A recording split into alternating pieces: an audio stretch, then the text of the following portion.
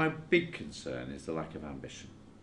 And the Leach report was an independent report for the government, and it essentially set out where we needed to be as a country if we were going to compete.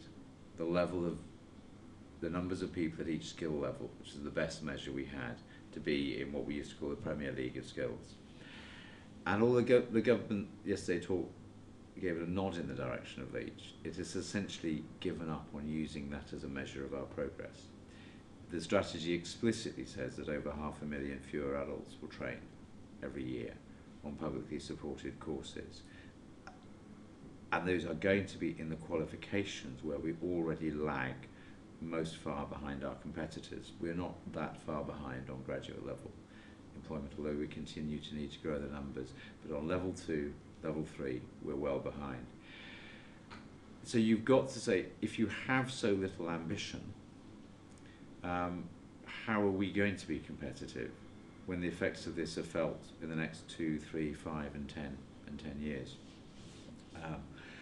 I wouldn't pretend, and I didn't try to this afternoon, that all of this can be done through public funding when you're trying to deal with a deficit.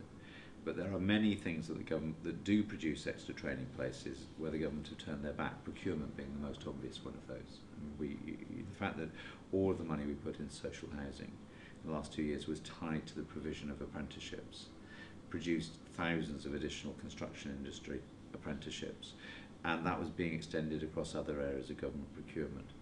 I think you need to look much more at the areas of where good regulation can drive the demand for improved professional standards or vocational standards, and therefore drive employer demand for training.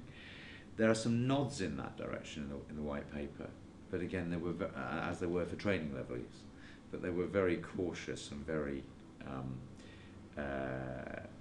vague, and that I think is where one way or another the government is going to need to have to persuade employers to invest more in training if government isn't going to pick up the bill itself.